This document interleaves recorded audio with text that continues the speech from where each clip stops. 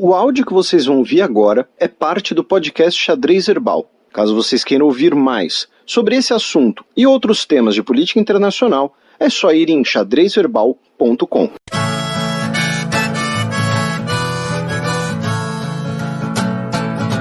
Coluna aberta. New York City, summer sweat, and the boys are rolling as cigarettes. Estados Unidos iniciam sua retirada formal da Organização Mundial da Saúde. Isso, o governo dos Estados Unidos mandou a carta, né, para o secretário-geral da ONU. A carta foi enviada no dia 6 de julho, então o desligamento se tornará efetivo no dia 6 de julho de 2021. Isso quer dizer o seguinte, que, e isso aqui não é uma suposição nossa, é algo que o próprio Joe Biden falou, que se o Joe Biden vencer as eleições, ele vai mandar uma carta dizendo, olha, aquela carta que mandou antes, esquece. Acaba sendo um exemplo de por que normalmente essas retiradas não são de um dia para o outro, é para justamente impedir ou ações impulsivas ou impedir que... vamos até pensar em outro cenário, vamos pensar se o Joe Biden vencer as eleições, aí chega dezembro, o Donald Trump ainda é presidente, mas o Joe Biden está para assumir, e aí o Trump pegava e saía da OMS em dezembro, do dia para a noite. Então, é até para isso que existe esse prazo, mas de qualquer maneira, hoje não tem nada que indique que o Joe Biden vai ter vida fácil, pelo contrário. Então, se o Donald Trump for reeleito, muito provavelmente vai manter, né, o que ele falou. Então, 6 de julho de 2021, os Estados Unidos sairia da OMS. Então, está oficializado o que antes era uma ameaça, né? Agora foi oficializado. E, evidentemente, vai se tornar um dos pontos cruciais dos debates que virão, né? Por conta da pandemia, né? O Joe Biden vai falar, aqui, ó, esse doido aqui, esse Trump, ele tá saindo da OMS no meio de uma pandemia, então vota em mim, eu sou um cara muito mais legal. E daí o Trump vai falar, os seus impostos estão pagando aqueles comunistas da OMS, mas algo nessa linha. E aí o Joe Biden vai falar, eu quero que as crianças pobres tenham a mesma oportunidade que as crianças brancas. Cara, essa frase dele, cara, assim, eu acho impressionante. Eu acho que, assim, eu não sei, eu não consigo tirar essa frase da cabeça toda vez que eu vejo Joe Biden. Enfim. E o Kanye West vai falar, o meu álbum vai financiar a OMS. O Kanye West é doido, ele é doido e também é uma ação de marketing, né? São duas coisas que andam juntas. Não, né? Na verdade, o Kanye West, né, ele não vai poder participar dos debates, então ele vai invadir o palco e vai roubar o microfone, que nem ele fez uma vez numa premiação. Com a Taylor Swift. Pra dizer que a Beyoncé merecia vencer, isso, né? Olha, errado ele não tava, né? Mas... eu nem sei qual era a disputa, mas assim, a Beyoncé merecia vencer, ponto. A Beyoncé só perde pra Tina Turner, acabou. Mas, enfim, voltando aqui pro mundo real, essa talvez tenha sido, né, a notícia de maior impacto, né? Por conta da pandemia, por conta de ser uma organização global, mas... não é a única notícia em relação às relações, né, dos Estados Unidos nas últimas 2 semanas. Começando pela China, né, a gente teve uma ameaça de sanções e uma sanção efetiva. A ameaça foi a que o governo dos Estados Unidos estaria cogitando bloquear o aplicativo TikTok, né, no país. O aplicativo TikTok, que é chinês em nome de privacidade nacional, já que o TikTok, né, ele supostamente monitora as informações pessoais das pessoas e manda para a China. Isso é medo dos K-popers. Então, e assim como o Facebook faz com as suas informações e manda para os Estados Unidos, é bom lembrar. Por um lado, né, seria, digamos assim, uma reciprocidade, porque, né, vários aplicativos e redes sociais dos Estados Unidos, como o Facebook, não são autorizados na China. Né? Para as pessoas poderem usar na China, tem que usar VPN, enfim, essas coisas. Então, você tem essa justificativa. Segundo, essa questão, né, de ser um aplicativo chinês e que pode pegar informações privadas das pessoas... Inclusive o Trump só se refere agora como aplicativo chinês. Mas é verdade, assim como o Facebook, que a gente já mencionou. Né? Então, o que eu quero dizer aqui é que chumbo trocado não dói. Agora, tem a questão, né, como você está brincando, de que o TikTok teria sido responsável lá por trollar o comício do Trump e que isso tenha sido visto, né, pelo Trump, é claro, foi visto como uma ofensa pessoal, mas tenha visto por pessoas do governo Trump como uma maneira de uma intervenção estrangeira, né, na política interna dos Estados Unidos. Né, olha, usaram um aplicativo chinês para organizar uma trollagem em massa de um evento eleitoral dos Estados Unidos.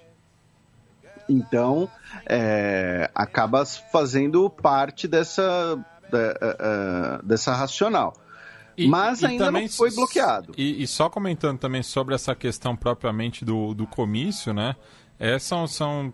Na verdade, não dá para atribuir a essa ação, né, virtual o fracasso do comício, muito mais por conta da própria pandemia, né? E daí também, por outro lado, o próprio comitê de campanha do Trump, que inflou demais os números também, e acabou dando com a cara na porta, porque menos de um terço do ginásio estava lotado, né? Então, acabou sendo um tiro no pé, muito mais por conta da megalomania da campanha do Trump do que propriamente dessa ação que, evidentemente, não tinha como interferir de tal maneira no comício. E aí, além dessa ameaça, nós também tivemos sanções efetivas. Foi o seguinte, o Chen Quanguo, que é o diretor regional de Xinjiang do Partido Comunista Chinês. Xinjiang é a região mais a oeste da China, é onde vivem os uigures, né, um povo da Ásia Central muçulmano, e o Chen Quanguo e outros 3 políticos do Partido Comunista Chinês ligados à administração de Xinjiang sofreram sanções em relação a seus eventuais interesses financeiros e econômicos nos Estados Unidos. Tá? Ele é o mais poderoso político chinês a ser colocado numa lista de sanções dos Estados Unidos. Por quê?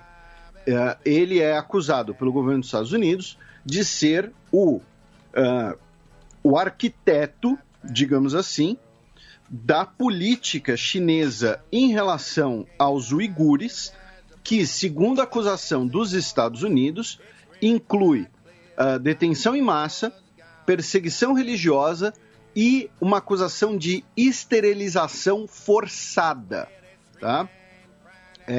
Essa política de esterilização forçada foi exposta por uma pesquisadora alemã chamada Adrian Zenz, que pediu por uma missão de investigação com mandato das Nações Unidas. Tá?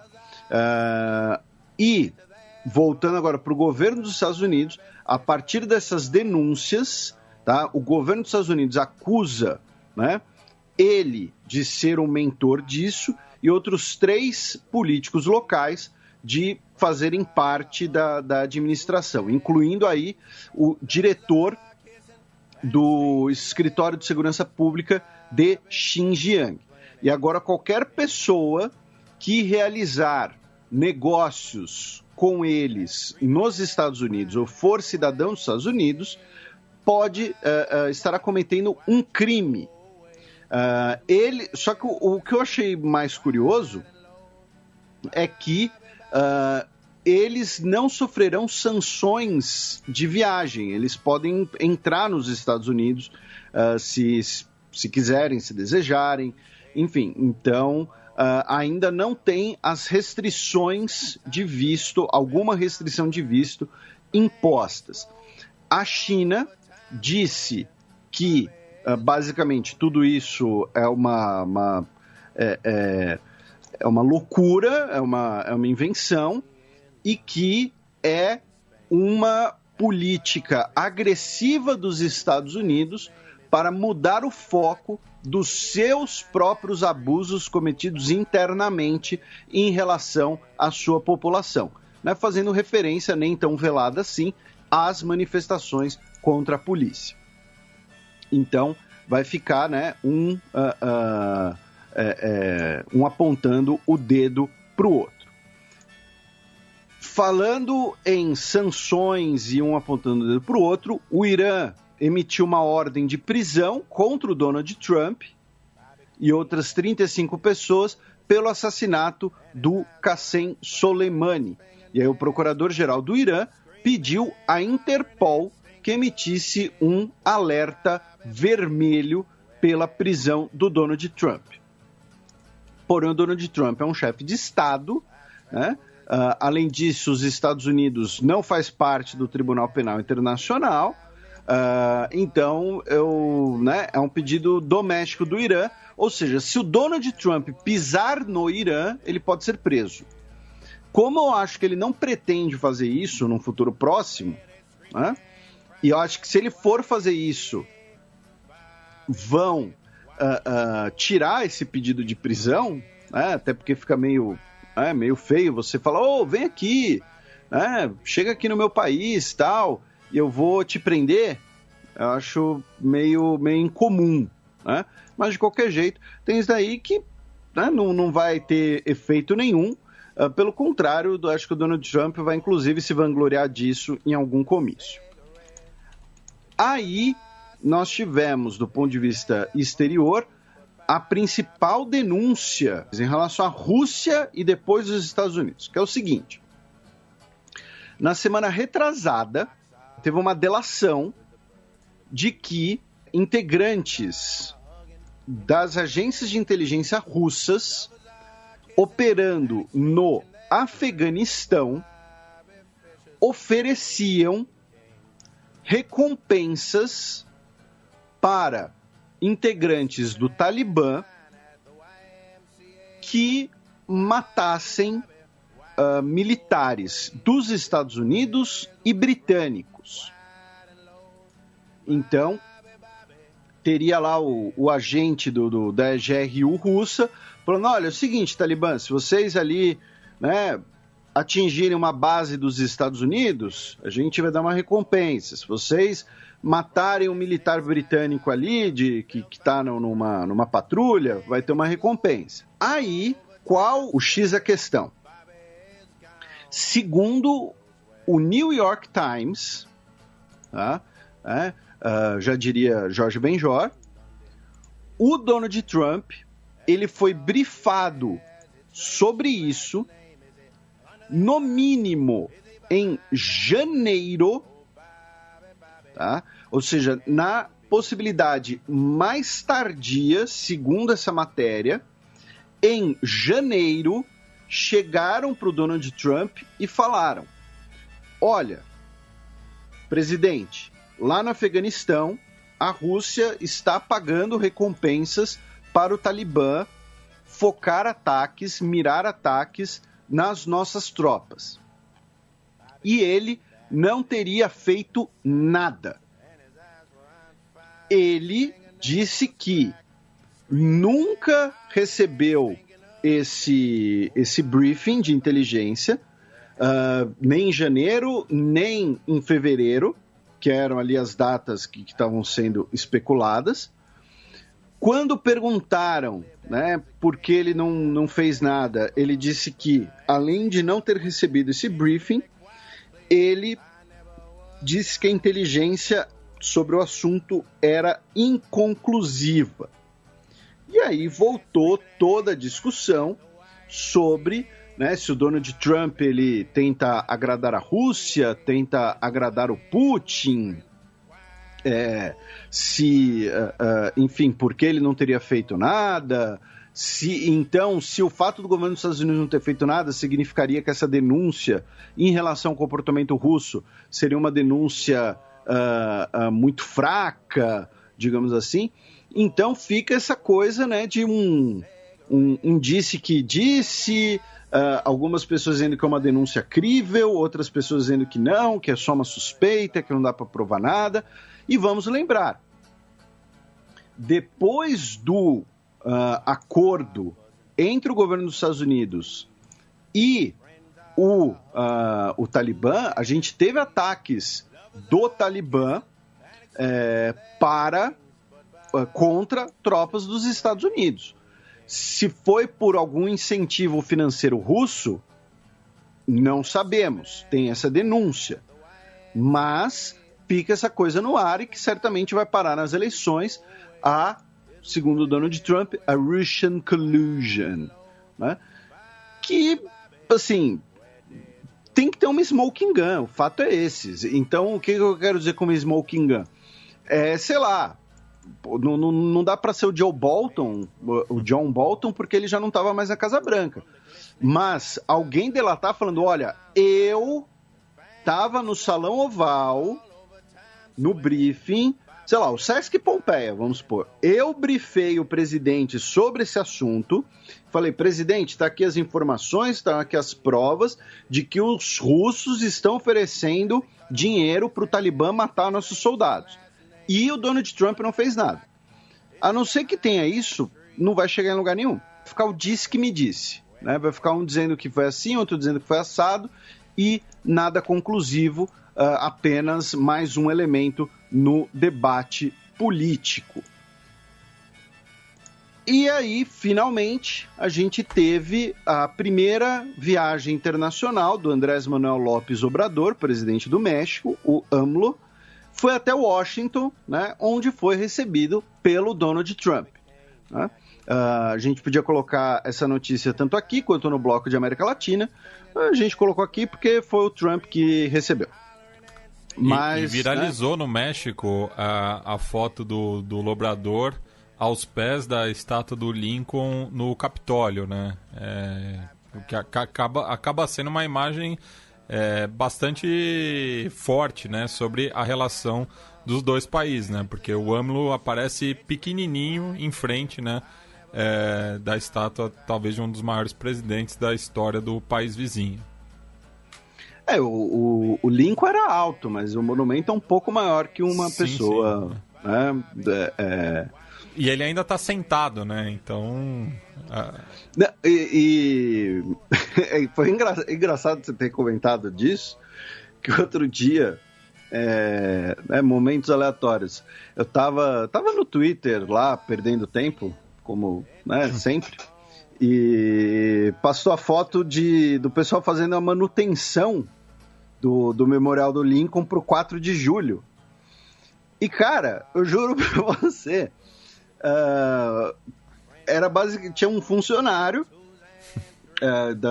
da limpeza, da manutenção, e ele tava com um cotonete gigante, limpando a orelha da estátua do Lincoln.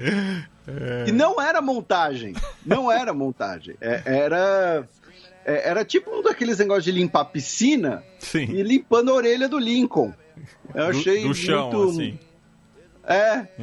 Eu achei curioso. Enfim, você falou disso, eu lembrei. Mostrando que a pandemia tá aí, tá tirando até a nossa sanidade. E aí, o López Obrador disse que o que eu mais aprecio é que você nunca tentou nos impor nada que violasse ou prejudicasse a nossa soberania. Você nunca tentou nos tratar como uma colônia. É por isso que estou aqui para dizer ao povo dos Estados Unidos que o seu presidente nos tratou com bondade e respeito. Eles não apertaram as mãos, por conta do coronavírus, mas também não usaram máscara, né? Então... Porque eles não usam mesmo? E o encontro, ele foi para celebrar, né, a entrada em vigor do USMCA, né, o acordo que substituiu o NAFTA. O Justin Trudeau não foi por questões internas do Canadá, que a gente vai ver no finalzinho desse bloco, e também porque o Trump ameaçou aplicar novas tarifas sobre produtos canadenses. O Trudeau falou também da questão de falta de segurança sanitária. E, junto com o López Obrador, foi uma delegação de empresários, incluindo o homem mais rico do México, o Carlos Slim, né? Pessoal da Claro, se estiver ouvindo, quiser fazer um jabá aí e tal, negocia. Da se não Bimbo, quiser também.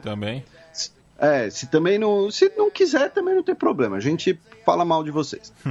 E a ideia era ali também negociar, né, outros acordos comerciais, trânsitos de investimentos e tudo mais, com especialmente essa pauta de uma recuperação econômica, né, pós-pandemia, né, digamos assim, da recessão causada pela pandemia. Mas não teve nada muito bombástico, não teve nada muito concreto. Foi uma visita que acabou ficando muito mais na construção de relações, nas declarações, negociações de bastidores, talvez, né? Falaram, inclusive, da herança em comum dos dois países. O López Obrador brincou ali com o fato de que o Donald Trump gosta muito de comida mexicana, né? Então, enfim, não teve nada muito bombástico. Os mexicanos diriam que ele gosta de Tex-Mex. Tem a Calmex também, né? Então, teve essa visita de empresários. Muito provavelmente teve coisa nos bastidores, muito provavelmente não, né? Certamente, mas não teve nenhuma grande assinatura. É isso que eu quis dizer. Não teve assim, tá aqui um pacotão de investimentos, ou sei lá, a empresa X vai abrir uma fábrica no outro país, alguma coisa do tipo. Agora a gente ainda vai revisitar a questão das manifestações em relação ao racismo nos Estados Unidos, já que, na semana retrasada, a Câmara Estadual do Mississippi aprovou que vai mudar a bandeira do estado, né, tirando ali a Virginia Battle Flag, que muitas vezes é chamada de bandeira confederada, da sua bandeira. Né? Já estão apresentando lá uns desenhos, já estão aproveitando, né, para fazer ali as suas propostas e tal, mas já foi decidido que vão mudar isso. Acho que a gente chegou até a comentar no programa passado, porém ainda não havia sido aprovado. Agora foi aprovado na Câmara Estadual. O Mississippi vai mudar de bandeira. E a bandeira do Mississippi, ela é a última, né, que incorpora a Confederate Battle Flag. Antes teve a bandeira da Geórgia, que até 2001 era basicamente a Confederate Battle Flag. Só que é importante lembrar que a bandeira do Mississippi, da Geórgia, e acho que de outros estados também, ela incorpora o desenho da bandeira dos Estados Confederados, da bandeira nacional, né? A Confederate Battle Flag era uma bandeira militar. Então, a bandeira da Geórgia incorpora o desenho, que é muito parecido com a da primeira bandeira dos Estados Unidos, né? Eu gosto da bandeira do estado de Washington, que é verde com a cara do Washington. Eu gosto da bandeira da Flórida também, porque é a antiga bandeira espanhola, só que com o brasão da Flórida. Assim, somos espanhóis. Eu gosto da bandeira da Califórnia que tem um urso. Também tem, né? Um cachorro grande. Um cachorro grande. A da Louisiana tem um pelicano. Também. Eu só fui descobrir isso quando criaram o New Orleans Pelicans. Eu fui ver e falei, mano, por que pelicano, né? O que tem a ver tal? Ah, bandeira, olha só, tem um pelicano tal. Então tá aí, o esporte também é cultura. Aí no discurso do dia da Independência, né, realizado na sexta-feira, dia 3, o Donald Trump realizou o evento perante o Monte Rushmore, né, ou seja, questão de memoriais, de estátuas, né, perante o Monte Rushmore, que é aquele monte que tem as quatro rostos de presidentes dos Estados Unidos gravados em pedra. E que também é um símbolo do genocídio Sioux. E que muitas vezes o Pica-Pau põe a cara dele lá. Só que o Monte Rushmore, ele é mais sensível pelo fato de que o cara que fez o Monte Rushmore, ele foi um dos principais integrantes da Ku Klux Klan ali no início do século XX. E assim, isso aqui não é teoria da conspiração, o cara era da Ku Klux Klan. Não, ele era assim, tipo, publicamente. Ele defendia publicamente a ideia de que, olha, a gente tem que mandar os negros de volta para a África. Coisas desse tipo. E em relação ao território, né, só para complementar a provocação que eu fiz, de que tinha um acordo, né, que aqui seria uma reserva Sioux, só que depois descobriram ouro na região. Então, dane-se. Aí veja bem, né? Veja bem. Mas, poxa, né? É ouro. A gente não sabia que tinha ouro aqui. Pois é, então esquece tudo que a gente escreveu. E o Monte Rushmore, novamente, os 4 presidentes do Monte Rushmore são o Washington, né, o fundador do país, o Thomas Jefferson, o Theodore Roosevelt e o Abraham Lincoln. E dizem, né, que o Lincoln foi colocado ali por pressão, inclusive, né, porque inicialmente era para ser o Andrew Jackson. Né? Ou seja, seria ali o fundador do país e 3 presidentes ali mais, digamos assim, expansionistas, né? O Thomas Jefferson com a compra da Louisiana, o Theodore Roosevelt com a Guerra Hispano-Americana e o Andrew Jackson, o que criou as reservas indígenas e ocupou além do Mississippi. Então seria essa ideia justamente do desbravamento, só que alguém olhou e falou, então, cara, eu sei que você é da Ku Klux Klan, não gosta do Lincoln e tal, mas bota o Lincoln aí no negócio, por favor. Então teria tido essa pressão. De qualquer maneira, o discurso do Trump foi perante o Monte Rushmore por conta desse simbolismo, né, de ser um monumento, e é um monumento que não dá para derrubar, né? O máximo que você vai poder fazer, sei lá, é usar dinamite. A dinamite que foi usada para gravar os rostos ser usada para tirar os rostos, né? Mas você não tem como derrubar o Monte Rushmore. Então ele fez o discurso dele lá, acusou, né, os grupos antirracistas e a extrema esquerda neofascista de exigir lealdade absoluta, de que nosso passado não é um fardo a ser abandonado, que a revolução cultural da esquerda foi projetada para derrubar a Revolução Americana. E nossos filhos são ensinados na escola a odiar o seu próprio país. Quando Monte Rushmore é um dos lugares que mais recebe excursões escolares no mundo, né? Curioso, não é obrigatório, mas assim, quase todas as escolas organizam viagens para lá, né? Ou tentam organizar. Então... E os discursos do Trump, na verdade, são leituras de tweet ao vivo, né? Foi uma boa descrição. Aí, o terceiro policial envolvido na morte do George Floyd deixou a prisão no sábado, dia 4, depois de pagar fiança de $750 mil. Então, apenas o Derek Chauvin, né, que é o acusado de homicídio, continua preso. E ele, inclusive, né, ele pode pagar uma fiança e sair, porém, o crime dele, né, de homicídio doloso, tem lá algumas regras para o pagamento da fiança. E mesmo assim a fiança é, né, 1,25 milhão de dólares, tá? Ou seja, quase 7 milhões de reais. Em Seattle, 2 pessoas foram atropeladas por um carro que avançou sobre um protesto antirracista.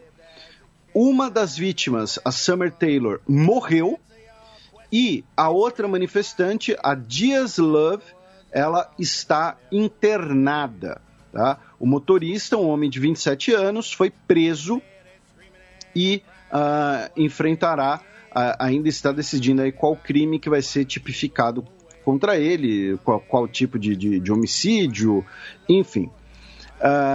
Na segunda-feira, dia 6, o Donald Trump tweetou dizendo que é um absurdo a NASCAR banir bandeiras dos Estados Unidos, no sentido, né, de as bandeiras com simbologia confederada, e que perguntando se o Bubba Wallace, né, o único piloto negro da NASCAR, pediu desculpas a todos os grandes pilotos e integrantes da NASCAR que estiveram ao seu lado, foram ajudar e estavam dispostos a sacrificar tudo apenas para descobrir que tudo era uma farsa, né? Farsa em maiúscula. O que ele estava se referindo? Que o FBI concluiu que a corda de forca encontrada na garagem da equipe do Wallace não configurava uma ameaça de morte, dizendo que aquela corda já estaria lá desde o ano passado. Segundo o procurador-geral do Distrito Norte do Alabama, o Jay Town, sabemos que a corda estava na garagem número 4 em outubro de 2019 e ninguém sabia que o Wallace seria designado para a garagem número 4 na semana passada. Então, por isso, a acusação do Donald Trump de que tudo seria uma farsa. Em relação à questão da bandeira dos confederados, o Trump está jogando para o público dele, só que curioso, né, que se você pegasse o perfil do Trump na metade do século XIX, ele seria um Yankee, de descrição, de dicionário. Você teria ali no dicionário da Guerra Civil, Yankee teria a foto de alguém similar ao Trump, porque ele é do norte, do Partido Republicano e filho de imigrante. Aí, para a gente fechar, apenas como uma curiosidade, uma catedral católica no Reino Unido, em St. Albans, a 35 quilômetros de Londres, ela foi reaberta, né, agora, com uma pintura da Santa Ceia retratando o Jesus como um homem negro. E os 12 apóstolos também são, digamos assim, etnicamente diversos.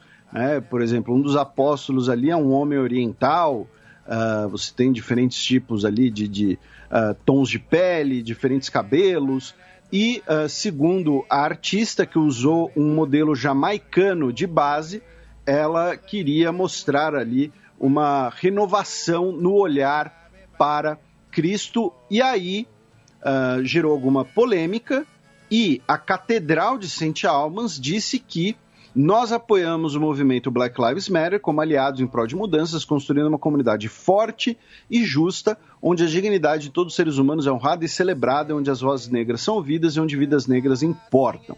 Então, a própria catedral, né, que participou que colaborou, digamos assim, para isso. Não foi uma... O que eu quero dizer é que não foi uma intervenção da artista, não foi uma coisa feita à revelia, alguma coisa assim. A catedral que autorizou o quadro da Santa Ceia retratando Jesus como um homem negro e os outros apóstolos ali de forma mais diversa. E, finalmente, algumas notícias rápidas aqui, internas, né? O FBI prendeu a Ghislaine Maxwell, que era namorada, amiga, enfim, já vi diversas atribuições do Epstein, né? Do Jeffrey Epstein, e seu esquema ali de explorações de menores. Ela que é filha de um magnata britânico e teria conexões com o príncipe Andrew, né, do Reino Unido. Ela é filha do magnata britânico Robert Maxwell, que também teria tido relações próximas com Epstein, embora, pelo que eu entendi, ele está falecido. E segundo, né, assim, o caso do Epstein é muito bizarro, né? A gente já falou sobre isso, é muito bizarro. Tá? Eu não sou dado a teorias da conspiração, mas que o caso dele é esquisito, né? Mas, enfim... E quanto mais vai cavucando, pior fica. Né? Pois é, aquele negócio, né? A ficção às vezes fica parecendo, né, amadorismo. O Donald Trump anunciou que vai vetar a presença de estudantes estrangeiros que não tenham acesso a aulas presenciais nos Estados Unidos. Isso ainda está muito confuso, tá? O pessoal dos consulados americanos estão tendo muito trabalho, inclusive, com os brasileiros desesperados procurando, né, saber se eles vão ter que voltar para o Brasil, se eles não vão poder ir lá estudar. Então, um abraço aí a todos os nossos ouvintes que trabalham com isso. E isso porque ele participou de um evento recente traçando o plano, né, para a reabertura das escolas, né? Então, exatamente. Uma das intenções dele seria meio que forçar, né, a reabertura das aulas. Falou, olha, se for ficar tendo aula online, então os alunos estrangeiros não vão poder vir. Vocês querem tantos alunos estrangeiros? Vocês gostam tanto deles assim? Seus amantes de imigrantes. Então, vão ter que ter aulas presenciais. E é bom lembrar que estudantes estrangeiros respondem por boa parte da vida acadêmica nos Estados Unidos, especialmente em níveis mais superiores, né? Eu digo níveis mais superiores, estou falando, né? Na graduação a porcentagem é uma, no mestrado aumenta, no doutorado aumenta. E no colegial também tem uma presença significativa. E eles movimentam muita grana, né? Algumas dezenas de bilhões de dólares. Eventualmente, pesquisadores estrangeiros dos Estados Unidos rendem prêmios Nobel para as universidades americanas, né? E, é claro, ele usou ali a demografia que já costuma ser alvo dele, né, como essa ferramenta para pressionar pela abertura. E colabora para isso o fato de que muitos desses alunos estrangeiros são chineses, né? Se não me engano, mais da metade são chineses, coreanos e indianos. Se juntar esses três, dá mais da metade. É claro, se você juntar chineses e indianos, você já tem 2/3 da população mundial, né? Então, assim, mesmo se fosse só pela proporção populacional, já seria um número bastante grande. Então, mas ainda não está fechado, tá? Ainda não, como eu disse, ainda não está completamente fechada essa questão. E como Hollywood bem nos ensinou, se são homens, são assexuados, e se são mulheres, são depravadas. E a Suprema Corte dos Estados Unidos aceitou uma ação do governo Donald Trump, que suspendeu um dos programas do chamado Obamacare, dizendo que empregadores que têm objeções morais e religiosas podem limitar o acesso de suas funcionárias à cobertura de controle de natalidade. Tá? Então é assim, uma mulher, a Maria, ela trabalha numa empresa e essa empresa tem o plano de saúde empresarial como parte do acordo de trabalho. E aí a Maria usa o plano de saúde da empresa para colocar o DIU, ou monitorar o DIU que ela tem, enfim. A partir de agora, a empresa vai poder virar e falar, então, a gente não concorda com o controle de natalidade, então você não vai poder usar o plano de saúde da empresa para isso. Tá? É basicamente isso. Eu não assisto Handmaid's Tale, mas eu não pude deixar de notar que é curioso. Né? Claro, a lógica é que o empregador não pode ser obrigado a pagar algo que ele não concorda, digamos assim. Mas, inclusive a porta-voz da Casa Branca disse que foi uma grande vitória para a liberdade religiosa e liberdade de consciência. Né? Então, tem a discussão moral, digamos assim, religiosa, tem a questão liberal do empregador pagar ou não, e, enfim, mas está aí, a Suprema Corte decidiu. O Joe Biden, em sua campanha, disse que se eu for eleito, eu vou botar 700 bilhões na economia. O plano que ele chamou de Build Back Better, né? Reconstruir melhor, dizendo que para a recuperação, né, econômica pós-coronavírus, né, então teria esse pacotão aí de 700 bilhões de dólares. Né? Se fosse aqui no Brasil, já estava sendo chamado de Bidenzão, alguma coisa do tipo. Eu só quero saber do Joe Biden quando é que ele vai oficializar a Kamala Harris como vice, porque assim, ele já perdeu uns 2 meses nessa brincadeira, né? E assim, se ele nomear qualquer outra pessoa como vice, Elizabeth Warren, seja quem for, vai ser uma burrada. A Kamala Harris, como eu disse, até pela questão... a Kamala Harris, ela é, em muitos aspectos, a antítese do Donald Trump. Então, se ele quer construir uma campanha, né, que se mostre contra o Donald Trump, ela acaba encaixando como uma luva nisso. Por que eu digo que ela é antítese? Porque ela é bem mais jovem, porque ela é mulher, porque ela é negra e porque ela é filha de imigrantes. Né? Ela não é de uma família tradicional como Joe Biden. Joe Biden é de uma família tradicional da Pensilvânia. Ele é de uma família que a gente chamaria aqui em São Paulo de quatrocentona. A Kamala é indo-afro-americana, né? O pai é jamaicano e a mãe é indiana, né? Isso, ela é a primeira geração, né, nascida nos Estados Unidos. Então, acaba colaborando para isso também.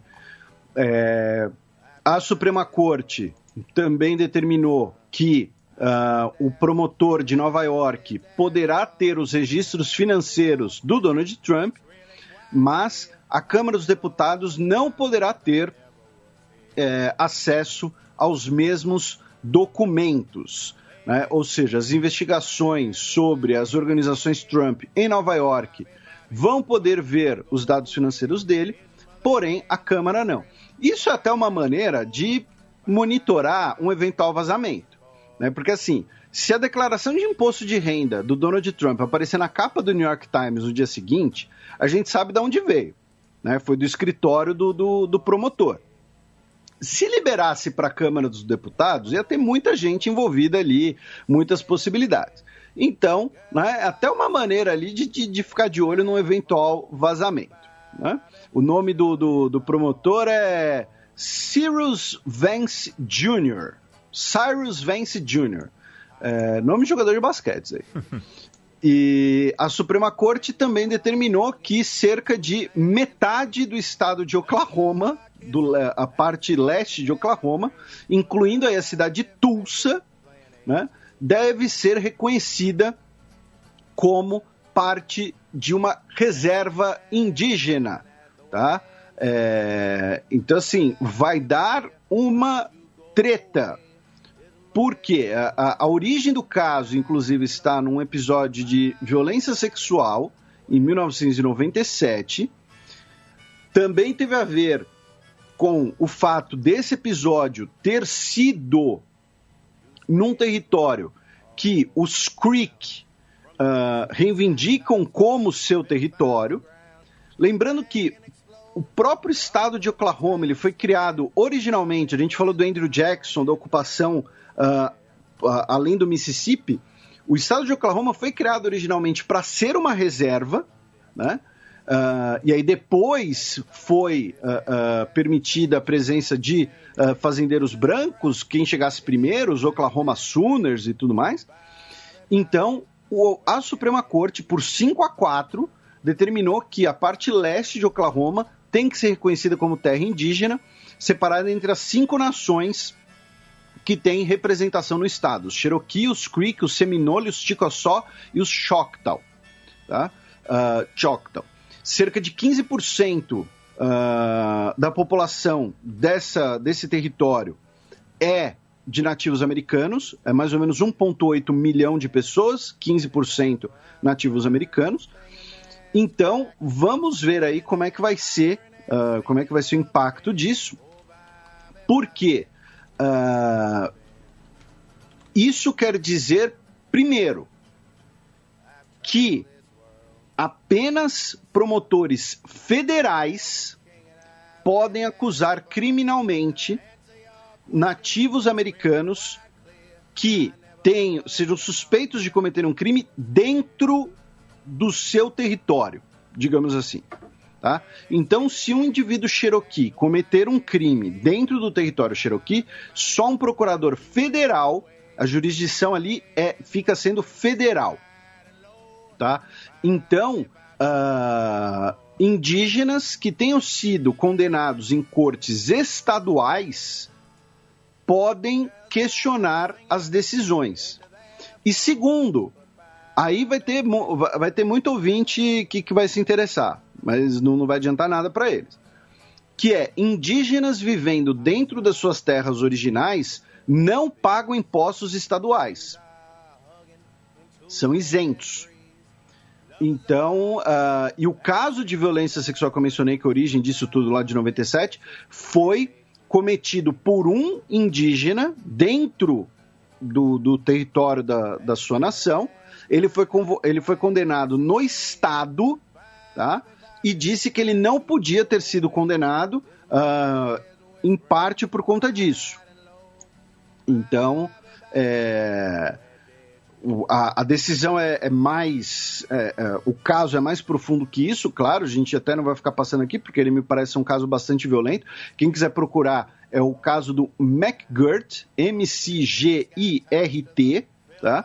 Porém, a grande questão é que a decisão da Suprema Corte pode ter impactos que vão muito além desse caso específico, tá? E, finalmente, para a gente fechar aqui o que acaba se tornando um bloco de América do Norte, a gente falou do Canadá, do Trudeau em relação ao USMCA, um homem chamado Corey Uren, de 46 anos, estava armado, jogou sua picape contra o portão da residência do premier canadense e ele foi preso e indiciado por tentativa de matar o Justin Trudeau e posse de armas proibidas, incluindo aí um rifle M14, tá? Que é um rifle da época da Guerra da Coreia, né? Mas que ainda é muito utilizado em versões modernizadas, especialmente para tiros de longo alcance, o popular sniper.